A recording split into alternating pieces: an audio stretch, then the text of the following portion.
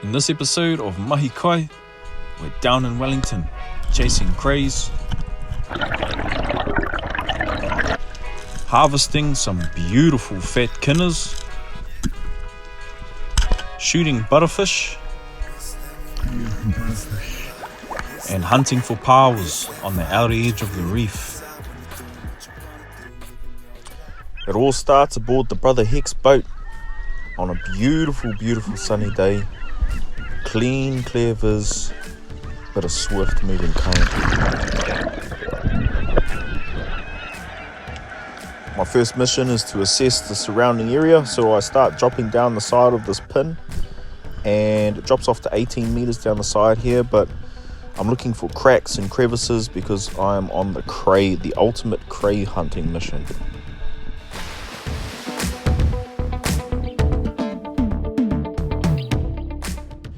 The week before I got here, there'd been a cyclone on the east coast, so the water temp was pretty cold. I wasn't having much luck to start off with. The terrain was quite grassy, like grassy reef, but I knew one thing for sure, that if I did find a crack, then I was almost certain there were going to be crays in it. And sure enough, pop my head around the corner and there's a nice healthy crevice with some beautiful fat crayfish in it. I make my way back to the surface and I descend back down after taking a nice deep breath to try and have a go at these beautiful crays. Now I made quite a vital mistake here. I came down the wrong side of the face, and on the turn and the redirection I ended up using quite a bit of energy, which consumed a lot of my oxygen. By the time I got to the crays, I was running out of breath, which is never the one because you really need to take your time when catching these crays. I rushed my shot and failed to get a decent grab, so I ended up ripping its front legs and its antennas off, which is just not the one, whānau, not the one.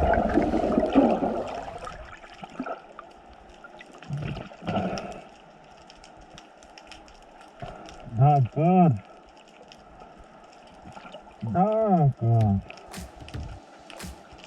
It wasn't the best start to the day, but we weren't going to give up that easy. We'd found the crevice of crays, so we're going to go back down, and we come down the other side here now, and I'm looking for some nice decent crays. They could be tucked up in these holes, just sitting in these cracks and crevices. You've just got to really keep your eyes sharp and peeled. I find this one in here, just sitting there, so I grab him. Managed to get a good grab on this cray, but when I grab him I can just feel that he's soft, so I let him go. One more little look around and I just follow the cracks, and they lead me to this epic little swim through. Usually big crays like to hide up in here and these on the roof and on the walls, but not today, not in this spot, so we moved on. With not much luck on the cray front, I found a patch of KINAS and turned my attention to actually just putting something in the kete. So I managed to harvest a few KINAS and get them in the float boat. My intention for gathering kai today was to provide some beautiful kaimwana for creating space in Gisborne.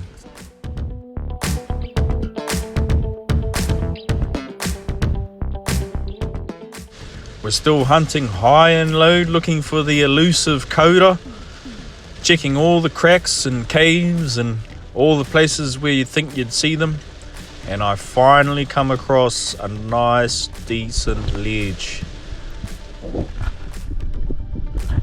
I have a good look inside, and right in the back I can see a big cray just tucked up there. I decide to come back around the other side and come from the top, and I can just manage to put my hand down there and grab his tail and pull him out from the back. There he is. First cray for the day. I was absolutely stoked.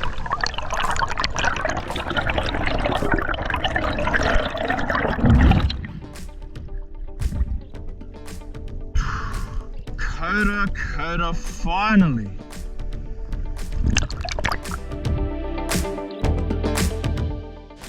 Tuck him away in the kete, and as you can see, the current is absolutely pumping. Oh, Jesus.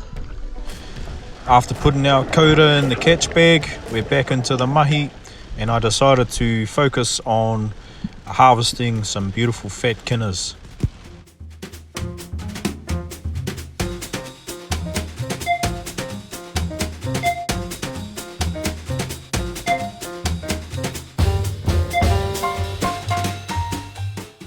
Good thing about KINAS is that they don't run away, so you can usually guarantee a good feed. Not many people like KINAS, but we grew up on KINAS here on the East Coast, and they are like gold. They're some of the most sought after kaimoana that we have here. Chucked those spiky little sea hedgehogs up on the float boat, and I jumped up for a recap. So here's a bit of an update for you fellas. Brother Heck in the moana over there, and it's cold. A few things happening today. It's cold. There's some pretty grunty little current pumping through out here. The CRAYS are there, but it's just like, well, to be honest, like I'm pushing out my lungs a bit down in these deep cracks and crevices, but they're there. So I'm just exploring out off the end of this little reef here and gathering KINAS and targeting crayfish. We've got one crayfish so far, and the brother's doing the mahi here as well. So that's us, let's carry on. So we've moved on from that spot, and we are out in shallower water. I'm still hunting for CRAYS, still keeping a lookout for CRAYS, but it's a lot shallower here, so a lot easier.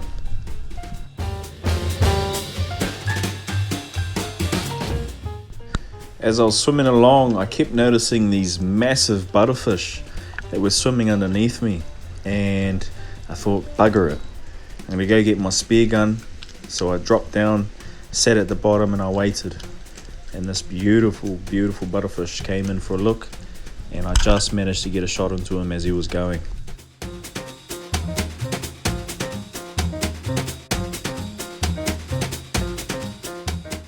Beautiful butterfish. That's a pretty good shot. Straight after that, I'm back into the cray hunting, looking under all these ledges, looking into the holes, really just trying to find where these CRAYS are, until finally I found one.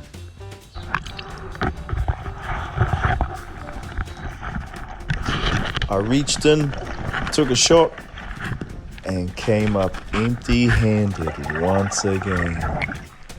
Not my day for the CRAYS, funny. I carried on, however, and turned my attention to looking for PAUAs. At least those PAUAs don't run so fast, so I thought I was in with a good chance.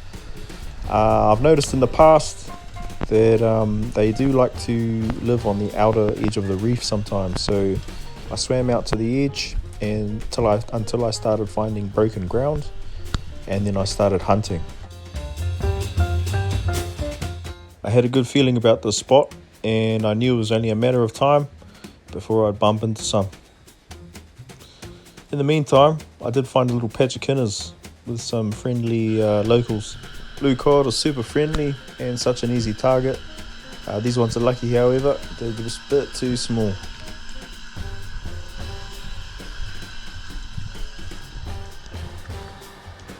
As I descended on this next drop, I saw what I thought was the familiar shape of a PAUA, and sure enough, bingo.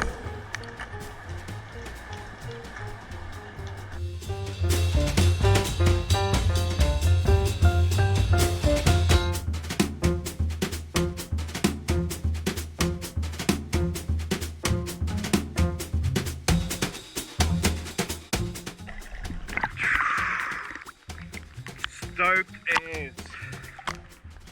I knew there'd be PAUAs around here somewhere on the outer edge. And I just knew it. I found them. I'm so stoked.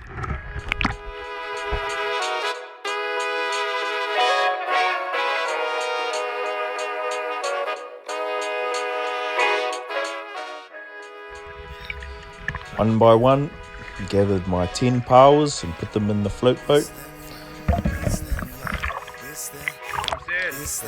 All in all, it was a massive day out in the water, gathering this beautiful kai. Shout out to the brother Hick for taking us out there on his waka, on his boat. And if you've liked this video, don't be shy, feel free to share it, subscribe, like it, do whatever you gotta do, and hopefully I'm going to be bringing out more. So ngā mihi whānei, mauri aroha. This is how simple life can be. Life can be. I got no set home, so I roam freely, letting all of nature inspire me. Moving through the country, land and sea, exploring. Whoa, Maori lusciousness, you beautiful beings out there in the virtual universe. Coming at you from the mighty brother Hick and Jay's party. And this is, look at our treasures. We've got our gold over here. Ngā mihi aroha te moana. Look at this beautiful lusciousness. Look at that. Beautiful. This is Maori field kai, gathered by myself, beautiful brother Hick, beautiful brother Tom, and the beautiful brother Callum today out there in the moana. And this is the kai that we're going to be feeding our extended family, aka the general public or the community of Aotearoa.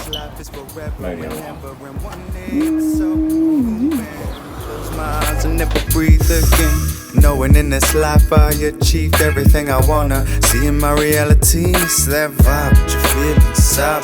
Doing what you wanna do, living your life.